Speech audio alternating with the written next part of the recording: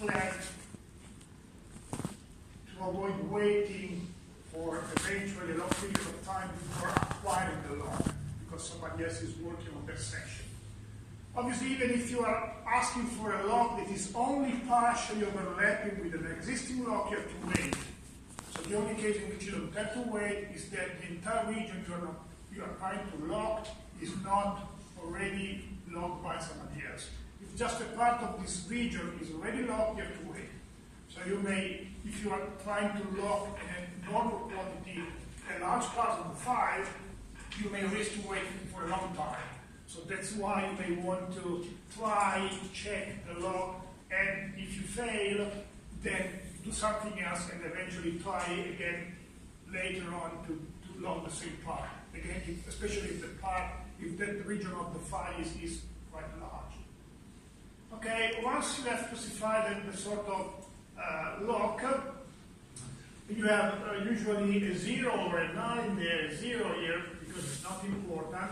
And then you have those two fields that define the size of the locked region. So those two fields least significant 32 bits and most significant 32 bits define the region size. Whereas in this case, in the overlapping data structure, which are the same structure we saw for the random access, you have to set the starting point of your region. So in a way, in here, again, to set of 32 bits, here as we saw, you set the lowest 32 bits, the highest 32 bits, which is the starting position. So starting position in here, size of the region in there, kind of access on this file, this is 0. Okay, this is the story.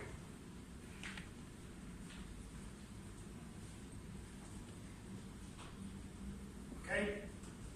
Questions?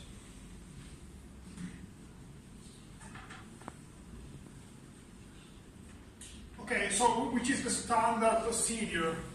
If many threads want to synchronize in a way to manipulate a file, if one thread just want to read, it doesn't have to lock anything.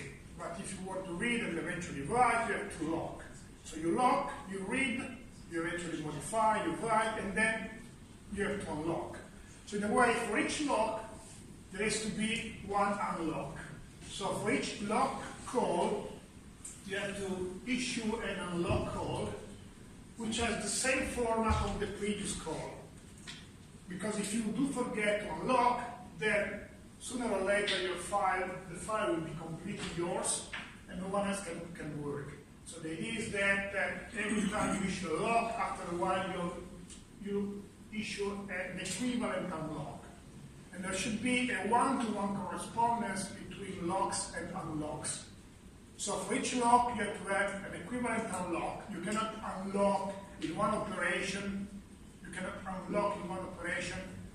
regions that you have acquired with more than one lock.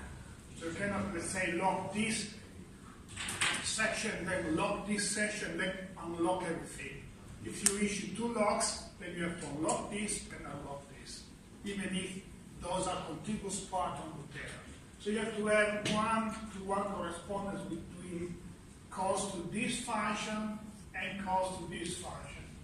And pay attention, that is pretty tricky. You will have to use that at the lab, and it's pretty tricky because if you fail in setting the pointers, either the size you want to lock or the starting point, or eventually you will lock something that you haven't locked, or something longer or something shorter, then you get into trouble.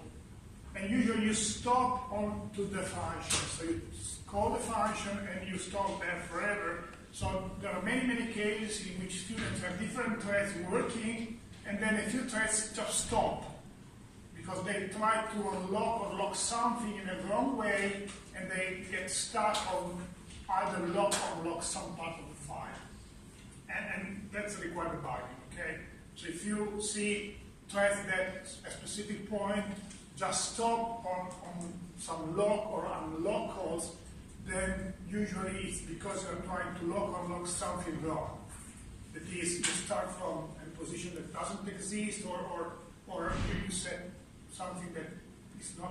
it or something like that. Notice that you can even lock actually something that is not within the file. You can start locking from the end of the file on.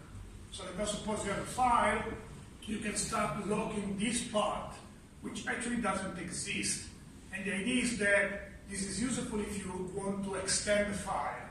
So let's suppose you are maybe writing the file, you want to append something to a file, while somebody else is reading, but you don't want this guy reading what your advanced type, you start to write. So in a way you lock something beyond the end of the file, then you write, then you unlock, and the other guy is able to read. Okay, that's the idea.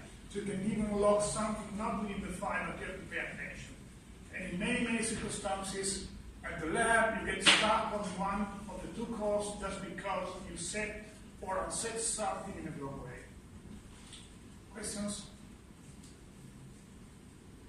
Okay, there are a couple of tables in here, which should be easy enough to understand. In this table illustrates the basic idea. If a lock is present, it's already there, when your lock request is granted or refused, well, that's pretty simple, that you have no locks, then you can have a shell lock or an exclusive lock granted. If you have already a shell lock, another shell lock can be granted, but an exclusive lock cannot, and so on and so forth. Okay, it's easy to understand. And the same holds for this one, in which a lock is present, and you are trying to issue a new read or write operation. If you have no lock, obviously any read or write operation just succeeds. If you have a shell lock, you succeed in reading, but not in writing, and so on and so forth. But in writing, unless you are the one having the lock. So again, that should be easy to understand. An example to actually quite long, 3 pages, right? To clarify how to, let's say, use that. There are variables more or less already analyzed in the previous examples. So I'm not discussing those anymore. In this case, you are supposed to create a file, so you're opening the file. And in this case, you are supposed to, let's say, skipping, let's say, n records. So n is the number of records you want to skip. So you want to start locking from record number n+1, and you want to lock m records. So in a way, the file pause and file reserve are those two, let's say, union structure, in which you set those two 64-bit fields with those two values representing the starting position of your lock and the size in terms of number of bytes of your locks, of your lock. Okay? So you want to skip n records and lock in m records, starting from record number n+1. Then once you've done that, you can, you see, set in file position 64 bits, the lower 32 bits in there and the higher 32 bits in there. You can set event equal to 0. It's introduced in a previous overhead, actually in here, even if I didn't mention that. So you should set these two fields plus this equal to 0 to be precise, which is usually done actually at this level, but I also done in there. So I set that as a null pointer again, even if again I've done that in here. And then you set lock file, you lock, you use this path, so you read and write. In this case, you can read and write. The lock is an exclusive lock, and then you unlock. Again, for each lock call, you have to have an unlock call, which match the previous one one-to-one. On the same file, the same quantity of bytes starting from the same position. Okay? So in a way, if you are locking more than one part, you should store somewhere all the parts are stored, and then using those data to unlock all the parts in a proper way. Questions?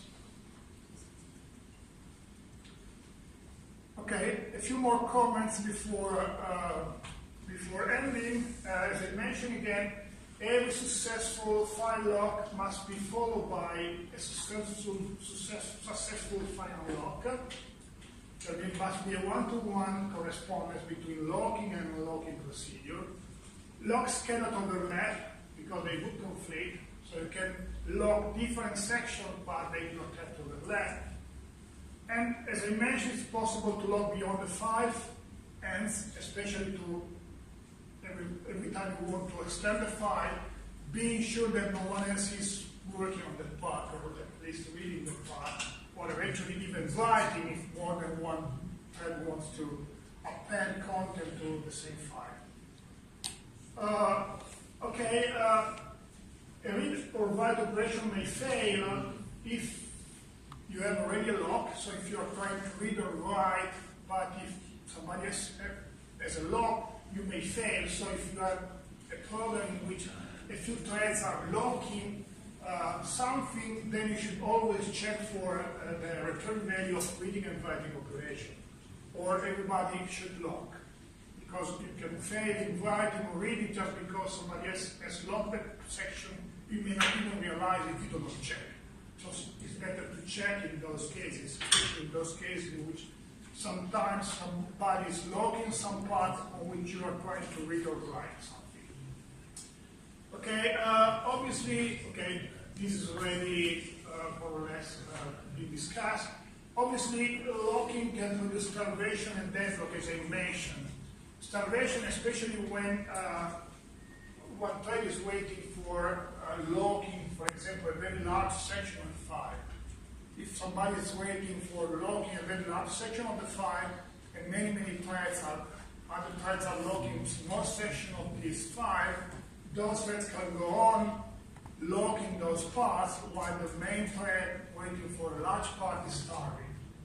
And obviously you can have deadlocks, so pay attention to that in the sense that you can have thread number 1 locking this part, thread number 2 locking this part, and then they may realize to need another part, and they both are waiting for the other guy to release a part, which doesn't happen because each one is waiting for the other one.